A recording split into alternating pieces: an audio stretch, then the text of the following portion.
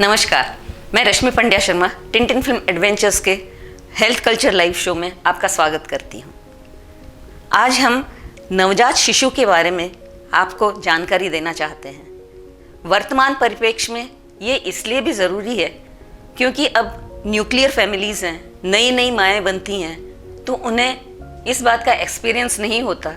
छोटी छोटी चीज़ों के लिए भी उन्हें डॉक्टर के पास जाना पड़ता है। इसलिए आज हमने वरिष्ठ शिशु रोग विशेषज्ञ डॉक्टर राजेश पाठक को बुलाया है।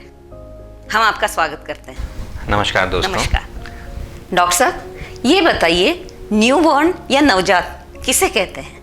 जी, नवजात शिशु मतलब जिसने जन्म लिया है, जो इस दुनिया में आया है। हम बच्चों की एज के अनुसार उनको हम अलग अलग नाम दिया हुआ है। जैसे हम 1 महीने तक के बच्चों को नवजात शिशु या न्यूबॉर्न कहते हैं। उसके बाद 1 साल तक के बच्चे इन्फेंट कहलाते हैं। इसी तरह से आगे टॉडलर्स हैं, एडोलेसेंट्स हैं और फिर वो एडल्ट हो जाते हैं। तो 1 माह तक के बच्चों को हम नवजात शिशु कहते हैं। एक न्यूबॉर्न को कब और क्या फीडिंग करानी चाहिए? देखिए, जहाँ तक संभव हो हमें न्यूबॉर्न को या नवजात शिशु को सिर्फ और सिर्फ माँ के दूध से ही उनका स्वागत करना चाहिए और उनको फीडिंग करानी चाहिए। नॉर्मल डिलीवरी में जहाँ तक संभव हो, माँ कंफर्टेबल हो तो आप माँ का दूध शुरू कराएं।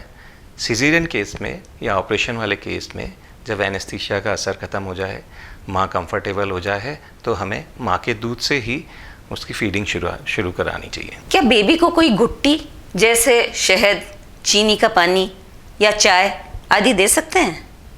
नहीं, बिल्कुल नहीं देनी चाहिए, क्योंकि इससे फ़ायदे की जगह नुकसान होगा। क्योंकि एक तो इन्फेक्शन का डर होता है कि अगर आपने हाइजीन का ध्यान नहीं रखा है और ये चीज़ें दी हैं तो बच्चे को इन्फेक्शन का डर होगा।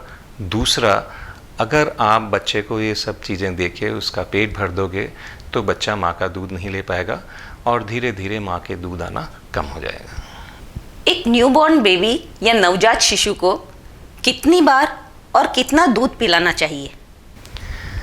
देखिए, इसमें कोई टेलर मेड शेड्यूल नहीं है। मतलब कि हम ऐसे नहीं कह सकते हैं कि इतने घंटे बाद ही बच्चा भूखा हो जाएगा या इसको दूध पिलाना चाहिए। बच्चे को जब भी भूख लगे या बच्चा जब भी डिमांड करे तब हमें दूध पिलाना चाहिए। मतलब ऑन डिमांड फीडिंग देनी है। अब हमें ये देखना है कि माँ कैसे समझे कि उसका बच्चा भूखा है। हर बार रोने का मतलब ये नहीं होता कि बच्चा भूखा है। हर बार बच्चा भूख से नहीं रोता है। रोने के कई कारण होते हैं। जैसे बच्चा गीले में पड़ा है तो रोएगा, बच्चे के पेट में दर्द हो रहा है तो रोएगा, या उसको सूसू करने से पहले कई बच्चे रोते हैं। तो एक माँ अपने एक्सपीरियंस से ये जान सकती है कि मेरा बच्चा भूख से रो रहा है या क्यों रो रहा है। भूख से रोने के कुछ लक्षण हैं जिसको देख के माँ पहचान पाती है कि उसका बच्चा भूखा है। जैसे लिप स्मैकिंग है, हैंड टू माउथ मूवमेंट है, बच्चा बार बार अपने मुंह में हाथ लेगा, रैपिड आई मूवमेंट्स है, या बच्चा सर्च करेगा, कोई भी चीज़ उसके टच होगी तब उस तरफ मुंह करेगा, वो सर्च करेगा फीडिंग सोर्स के लिए। तो ये कुछ लक्षण हैं जिससे कि माँ पहचान पाती है कि मेरा बच्चा भूख से रो रहा है। एक नई नई माँ कैसे जाने कि उसका बच्चा भूखा है? देखिए, ये नेचुरल चीज़ है कि बच्चे को भूख लगेगी तो वो डिमांड करेगा। और अपने यहाँ कहावत भी है कि बिना रोए तो माँ भी बच्चे को दूध नहीं देती है। तो बच्चा एक तो इंडिकेट कर रहा है कि वो रो रहा है, लेकिन हर बार रोने का मतलब ये नहीं है कि बच्चा भूख से रो रहा है। तो इसलिए मैं कह रहा हूँ कि एक माँ अपने एक्सपीरियंस से ही जान सकती है कि मेरा बच्चा क्यों रो रहा है। कुछ लक्षण जो मैंने बताए हैं वो अगर बच्चे में आपको दिखते हैं तो वो ज़रूर भूख से रो रहा है, उस समय आपको दूध पिलाना चाहिए। और दूसरी चीज़ें आप ज़रूर पहले देख लें कि बच्चा रो रहा है तो सबसे पहले नैपी देख लें, वो गीली तो नहीं है। बच्चे को थोड़ा सा कंधे से लगा के आप थपथपा के देख लें कि पेट दर्द की वजह से तो नहीं रो रहा है या नींद के लिए तो नहीं रो रहा है। ये सब चीज़ें नहीं है तो डेफिनेटली आपका बच्चा भूख से रो रहा है। अच्छा डॉक्टर साहब, एक बात बताइए, दूध पिलाते समय किन किन बातों का ध्यान रखना चाहिए? जी, देखिए, बच्चे को दूध पिलाते समय हमें कुछ खास बातों का ध्यान रखना पड़ेगा जिससे कि बच्चे को तकलीफ़ नहीं हो और माँ को कोई तकलीफ़ नहीं हो।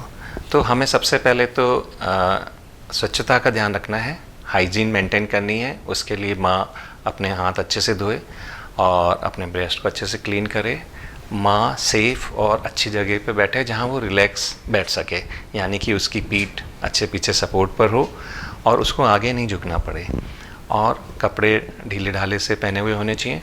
उसके बाद सबसे ज़रूरी चीज़ होती है बच्चे की पोजीशन। अगर बच्चे को माँ इस तरह से पोजीशन में लेगी कि उसका सर उसकी कोहनी पे हो, एक हाथ से वो सपोर्ट दे और दूसरे हाथ से अपने ब्रेस्ट को कंट्रोल करे, माँ आगे नहीं झुके जिससे कि उसके पीठ में दर्द नहीं हो, बनिस्पत वो बच्चे को ऊपर उठाए और फीडिंग कराए। एक तरफ जब ब्रेस्ट खाली हो जाए तब बीच में डकार दिला के माँ दूसरी तरफ शिफ्ट करे, और दूध पिलाने के बाद बच्चे को 5 से 10 मिनट तक कंधे से लगा के अच्छे से डकार दिलाएं, और डकार दिलाने के बाद बच्चे को संभव हो सके तो दाईं करवट थोड़ी देर उसको लेटा के रखें। नवजात शिशु या न्यू बॉर्न बहुत कोमल होता है, इसकी देखभाल में किन किन चीज़ों का ध्यान रखना चाहिए? बिल्कुल उचित है। न्यू बॉर्न का अलग टॉपिक इसलिए लिया गया है क्योंकि न्यू बॉर्न को स्पेशल केयर चाहिए होती है। तो नवजात शिशु में हमें 3 चीज़ों का विशेष तौर से ध्यान रखना चाहिए। पहला है, और जो सबसे ज़रूरी है, वो है उसका तापमान, यानी कि बच्चे का टेम्परेचर मेंटेन होना चाहिए। अब माँ कैसे जानेगी कि मेरे बच्चे का टेम्परेचर ठीक है कि नहीं? तो मदर जो है बच्चे की पगथली या सोल को छुए बैक ऑफ द हैंड से, वो छूने से गर्म लगना चाहिए, वो ठंडा नहीं होना चाहिए, और उसका कलर जो है पिंक या रेड हो, बच्चा आपका एक्टिव हो और वो आराम से सो पाए दूध पीने के बाद। गर्मी में या सर्दी में या मौसम के हिसाब से आपको कपड़े चेंज करने हैं, ना ज़्यादा गर्म हो ना ज़्यादा ठंडे हों। दूसरी चीज़ है इन्फेक्शन, क्योंकि न्यूबॉर्न बहुत प्रोन होता है इन्फेक्शन के लिए, तो उस साफ़ सफाई का या इन्फेक्शन प्रिवेंशन का हमें ख़ास तौर से ध्यान रखना होता है कि हम बच्चे को जब भी छुएं हमारे हाथ धुले हुए हों, बच्चे के जो कपड़े हैं ओढ़ने के, पहनने के, बिछाने के, वो अच्छे से धुले हुए हों। बच्चा ज़्यादा हाथों में नहीं जाए, क्योंकि बच्चा अगर मल्टीपल हैंडलिंग होगी तो इन्फेक्शन के चांसेस ज़्यादा होंगे। और बच्चे को दूध पिलाते समय जो है साफ़ सफाई का ध्यान रखें। तीसरी चीज़ है कि बच्चे की फीडिंग प्रॉपर हो, ना ओवर फीडिंग हो ना अंडर फीडिंग हो। कई दफ़े हमने देखा है कि माँ जब भी बच्चा रो रहा होता है, जैसे ही बच्चा रोया उठा के अपने लगा लेती है, तो वो ओवर फीडिंग हो जाती है, जिससे बच्चा अनकंफर्टेबल रहता है, उल्टियाँ करता है या रोता रहता है। तो प्रॉपर फीडिंग हो, इसको माँ को ध्यान रखना है। प्रॉपर फीडिंग कैसे मालूम चलेगी? उसके लिए जो माँ घर में देख सकती है, एक चीज़ है कि वो दूध पीने के बाद बच्चा अगर 2-2.5 घंटे आराम से सोता है तो फीडिंग प्रॉपर है। एक बच्चा दिन में 6-7 दफ़े अगर पेशाब कर लेता है तो फीडिंग प्रॉपर है, यानी कि माँ के दूध ठीक आ रहा है। और बच्चा उम्र के हिसाब से ठीक से ग्रो कर रहा है तो मतलब प्रॉपर फीडिंग है, माँ के दूध ठीक आ रहे हैं। हाँ, इसके अलावा कुछ और कॉमन बातें हैं जिसका हमें ध्यान रखना चाहिए, जैसे बच्चे को नहलाना। तो जब तक बच्चे की नाल नहीं गिरती है, कोड नहीं गिरती है, जब तक बच्चों को हम स्पंज करें। कोड गिरने के बाद 1-2 दिन बाद जब वो ड्राई हो जाए तब हमें बच्चों को नहलाना चाहिए। और शुरू में नवजात शिशु की हम बात कर रहे हैं तो सप्ताह में 1 या 2 दफ़े ही नहलाएं। गर्मी में उसकी फ्रिक्वेंसी थोड़ी सी बढ़ा सकते हैं, 3 बार नहला सकते हैं। इसके अलावा बच्चे की मालिश करनी है, किसी भी तेल या लोशन से हल्के हाथ से मालिश कर सकते हैं। आप तेल बदल के यूज़ करेंगे तो हर तेल का गुण आपके बच्चों को मिलेगा। इसके अलावा बच्चे को दूध पिलाने के बाद स्वेडलिंग करें, यानी कि उसको लपेट के रखते हैं तो बच्चा अच्छे से ग्रो करता है और वो सुरक्षित महसूस करता है।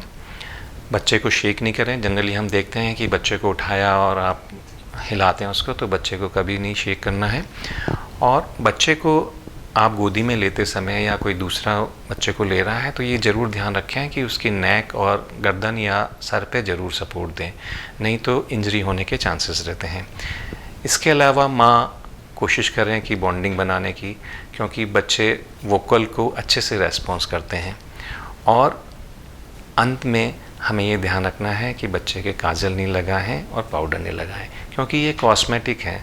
काजल लगाने से कोई आंखें ना बड़ी होंगी ना उसकी रोशनी तेज होगी। कुछ ऐसी बातें, जैसे छोटी छोटी बातों पे माएँ परेशान हो जाती हैं और डॉक्टर के पास आ जाती हैं, तो ऐसी क्या बातें हैं जिसमें हमें चिंता नहीं करनी चाहिए, और ऐसी कौन सी बात हैं जिसके लिए हमें डॉक्टर से परामर्श लेना चाहिए? जी हाँ, जनरली यही देखा गया है कि छोटी छोटी बातों पे डॉक्टर के पास पहुंच जाते हैं और बड़ी बातों को हम घर में दबा के रख लेते हैं। तो बच्चों के मामले में है, जब मदर ज़्यादा कॉन्शियस हो रही है तो कुछ ऐसी बातें हैं कि हम घर में ही उसको टैकल कर सकते हैं, हमें बार बार डॉक्टर के पास जाने की ज़रूरत नहीं है। जैसे सबसे पहली चीज़ आती है कि रोना, कि हम ये देखते हैं कि बच्चों का रोना कोई भी नहीं सहन कर पाता है, और अगर बच्चा थोड़ी ज़्यादा देर तक रो रहा है तो सबको चिंता होने लग जाती है कि क्यों रो रहा है। तो जैसा हम पहले भी जिक्र कर चुके हैं कि रोने के कई कारण होते हैं। अगर आपका बच्चा ज़्यादा रो रहा है तो पहले देख लें कि वो गीला तो नहीं पड़ा है, या उसको भूख तो नहीं लग रही है, उसकी नाक तो नहीं बंद हुई है, या उसको पेट दर्द तो नहीं हो रहा है। जनरली जो है बच्चा जो है पेट दर्द से रो सकता है। उसके लक्षण यही होंगे कि बच्चा नीचे है तो ज़्यादा रोएगा, आपने कंधे से लगा लिया तो उसका रोना चुप हो जाएगा, रुक रुक के रोएगा। तो ऐसे टाइम पे आप उसको कंधे से लगा के चुप करा सकते हैं, उल्टा लिटा सकते हैं, अपने ऊपर उल्टा लिटा के उसको सुला सकते हैं, नाभि के चारों तरफ हींग लगा सकते हैं। तो ये एक बहुत मेजर कंप्लेंट होती है रोने की। तो ये 2-4 चीज़ें हैं, अगर आप ये देख लेंगे और इसको कंट्रोल कर लेंगे तो आपको शायद डॉक्टर के पास जाने की ज़रूरत नहीं पड़ेगी। इसके अलावा होता है स्टूल, कि कई दफ़े ये देखा गया है कि अगर 3 से 4 बार या और ज़्यादा बार बच्चा अगर स्टूल पास करता है तो घर वालों को चिंता हो जाती है कि बच्चे को दस्त लग गए हैं, इसको दूध नहीं पच रहा है, या हमें कंसल्ट करना चाहिए। तो इसमें मैं एक चीज़ क्लियर कर दूं कि बच्चे की फ्रीक्वेंसी ऑफ स्टूल पे नहीं जाइए, क्योंकि बच्चा जितनी बार दूध पिएगा उतनी बार पॉटी जा सकता है। दूध पीते पीते या दूध पीने के 5-10 मिनट में पॉटी जा सकता है दूध पीने के बाद, तो इसलिए फ्रीक्वेंसी पे नहीं जाइए। तीसरी चीज़ होती है कि बच्चे रो रहे हैं पेशाब करने से पहले, तो ये भी एक नॉर्मल फिनोमिना है कि बच्चे रोएंगे, पेशाब करेंगे, चुप हो जाएंगे, फिर से गीले में पड़ रहेंगे तो फिर से रोने लग जाएंगे। तो ये भी एक नॉर्मल चीज़ है। आगे चीज़ ये देखी गई है कि कहते हैं साहब बच्चा हमारा दिन में सोता है, दिन में उठता ही नहीं है, दूध नहीं पी रहा है और ये रात को जगते हैं। तो ये भी एक नॉर्मल फिनोमिना है कि जनरली बच्चे 1.5-2 महीने तक रात में जगेंगे, दिन में सोएंगे। तो एक माँ को दिन में अपने बच्चे के साथ रेस्ट करना चाहिए जिससे कि वो रात को जग सके। तो ये कुछ बातें हैं कि जिसका हमें ध्यान रखना है और पैनिक नहीं होना है। इसके अलावा कुछ ऐसी चीज़ें हैं कि अगर ये लक्षण हमें दिख रहे हैं तो हमें ज़रूर डॉक्टर की सलाह लेनी चाहिए। इसके अलावा भी कुछ चीज़ें हैं जिसमें कि हमें ज़्यादा पैनिक होने की ज़रूरत नहीं है। जैसे फीमेल चाइल्ड में पर वेजाइनल ब्लीडिंग होना, तो उसमें कोई ज़रूरत नहीं होती, 2-1 दिन अपन वेट कर सकते हैं। उसके बाद भी अगर कंटिन्यू है तो हम डॉक्टर के पास जाना चाहिए।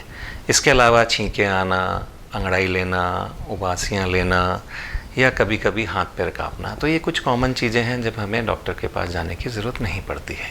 हाँ, लेकिन कुछ चीज़ें ऐसी हैं जिसका हमें ज़रूर ध्यान रखना है और हमें डॉक्टर की सलाह तुरंत लेनी है। जैसे शुरू में बच्चे का पीलापन बढ़ना, बच्चे में अगर आपको लग रहा है आँखें पीली हो रही हैं, स्किन पीली हो रही है, तो हमें पीलिया को सोचते हुए डॉक्टर की राय ज़रूर लेनी चाहिए। उसके अलावा अगर आपका बच्चा सुस्त हो रहा है, दूध नहीं पी रहा है, उल्टियाँ कर रहा है, या उसकी सांस की गति तेज़ है, सांस लेने में आवाज़ आ रही है, हाथ पैर ठंडे हो रहे हैं या नीले हो रहे हैं, तो हमें तुरंत डॉक्टर की सलाह लेनी चाहिए। डॉक्टर साहब, माँ को कब तक बच्चे को दूध पिलाना चाहिए और दूध के साथ क्या कोई दवा भी दे सकते हैं?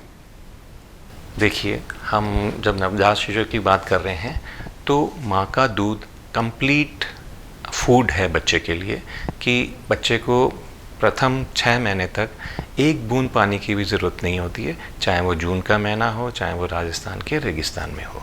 तो हमें सिर्फ़ और सिर्फ माँ का दूध 6 महीने तक एक्सक्लूसिवली बच्चे को पिलाना चाहिए। 6 महीने के बाद हम धीरे धीरे ऊपर की चीज़ें शुरू कर देते हैं, लेकिन माँ का दूध कंटिन्यू रहता है और बच्चा माँ का दूध जो है 2 साल तक पिएगा, लेकिन वो उसका स्टेपल फूड नहीं होगा, मतलब उसका वो मेजर फूड नहीं होगा। 6 महीने के बाद हम ऊपर का दूध शुरू करेंगे और माँ का दूध साथ साथ चलता रहेगा, क्योंकि बच्चों को सुबह उठते ही माँ का दूध चाहिए, दिन में सोने के टाइम माँ का दूध चाहिए और रात को सोते समय माँ का दूध चाहिए। तो माँ का दूध हम 2 साल तक कंटिन्यू करते हैं। उसके बाद भी अगर दूध आ रहा है तो माँ पिलाना चाहती है तो पिला सकती है। कुछ दवाइयाँ जो आजकल हम देते हैं वो एक है विटामिन D3। विटामिन D3 की ड्रॉप हम डे 1 से और करीब 1 साल तक बच्चों को कंटिन्यू देते हैं।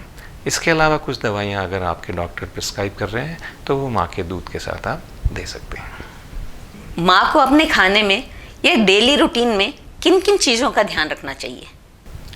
बिल्कुल सही है। अगर माँ स्वस्थ रहेगी तो उसका बच्चा भी स्वस्थ रहेगा। तो माँ प्रसन्न रहे, स्वस्थ तभी रहेगी जब वो अच्छे से खाएगी। तो खाने पीने में अगर डॉक्टर ने माँ को कुछ परहेज़ नहीं बताए हैं तो माँ को सब कुछ खाना चाहिए जो वो पसंद करती है, क्योंकि जो माँ पसंद से खाएगी तो वही उसके बच्चे में जाएगा।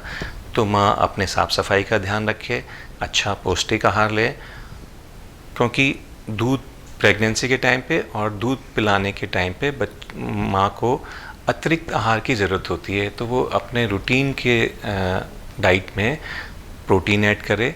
जैसे लैक्टेशन के पीरियड में उसको करीब 25 gram protein per day add करना होता है। उसके अलावा दूसरी न्यूट्रिशियस जो चीज़ें हैं वो भी अपने फूड में इंक्लूड करे। रोज़ थोड़ा थोड़ा सा व्यायाम करे जिससे वो फिट रहे। माँ फिट रहेगी तो वो अच्छे से फीड करा पाएगी, अच्छे से बच्चे की देखभाल कर पाएगी। नवजात शिशु या न्यूबॉर्न बेबी को माँ के अलावा और कितने लोगों के संपर्क में लाया जा सकता है? देखिए, हम तो यही एडवाइस करेंगे, क्योंकि जैसा हमने पहले भी जिक्र किया है कि मल्टीपल हैंडलिंग होगी। मतलब बच्चा जितना ज़्यादा हाथों में जाएगा उतना ज़्यादा उसको इन्फेक्शन का चांस रहेगा, इंजरी का चांस रहेगा, क्योंकि लोग बाग उसको कैसे ले रहे हैं, किसी ने उसका नेक सपोर्ट नहीं किया है, किसी ने उसको शेक किया है। तो ये चीज़ें जो है बच्चे में इंजरी कर सकती हैं, बच्चे में इन्फेक्शन ला सकती हैं। तो जितना ज़्यादा प्रथम माह में, मतलब नवजात शिशु तक अगर बच्चा जितना ज़्यादा माँ के पास रहेगा उतना जल्दी पनपेगा, उतना हेल्दी होगा, क्योंकि बच्चा माँ की गर्मी से पनपता है और बच्चा ज़्यादातर माँ के पास रहेगा तो माँ को अच्छे से पहचान पाएगा। इसी तरह से माँ को भी कॉन्फिडेंस आएगा अपना बच्चा पालने के लिए। बच्चों में टीकाकरण तो बहुत ज़रूरी है। अंत में आप ये बताइए कि बच्चों के टीकाकरण का शेड्यूल क्या होता है? देखिए, टीकाकरण का शेड्यूल गवर्नमेंट ऑफ इंडिया के द्वारा बनाया हुआ है। यूनिवर्सल प्रोग्राम ऑफ इम्यूनाइजेशन है, जिसमें कि पूरे भारतवर्ष में एक ही शेड्यूल में टीके लगते हैं। ब्रांड अलग अलग हो सकते हैं। तो कुछ टीके जो है बच्चे को जन्म के तुरंत बाद लग जाते हैं, जब बच्चा हॉस्पिटल से घर जाता है, यानी डिस्चार्ज होने से पहले ही हॉस्पिटल में टीके लगते हैं। जैसे BCG जो टीवी के लिए होता है, ओरल पोलियो और हेपेटाइटिस B की फर्स्ट डोज जो है वो हॉस्पिटल में लग जाती है। उसके बाद के टीके एक निश्चित समय पे, निश्चित उम्र पे, निश्चित खुराक में बच्चों को लगाए जाते हैं। उसका पूरा शेड्यूल हॉस्पिटल द्वारा टीकाकरण कार्ड में दर्ज होता है। उसमें टीकों के नाम होते हैं, उनके लगने का समय होता है। तो डॉक्टर्स उनको अलग अलग समय पे, निश्चित तिथि पे बुलाते हैं और टीके लगाते हैं। तो पूरे इंडिया में एक ही शेड्यूल है। टीकाकरण के बारे में पूरी जानकारी हम अपने अगले वीडियो में करेंगे। डॉक्टर साहब, आपका बहुत बहुत धन्यवाद। साथियों, अगर आप हमारा ये शो फेसबुक पर देख रहे हैं तो हमारे पेज को लाइक कीजिए, और अगर यूट्यूब पर देख रहे हैं तो कमेंट बॉक्स में कमेंट करिए, लाइक कीजिए और हमारा चैनल सब्सक्राइब करके बेल आइकन दबाना ना भूलिएगा, जिससे आने वाले वीडियोस की नोटिफिकेशन सबसे पहले आपके पास पहुंचे। धन्यवाद।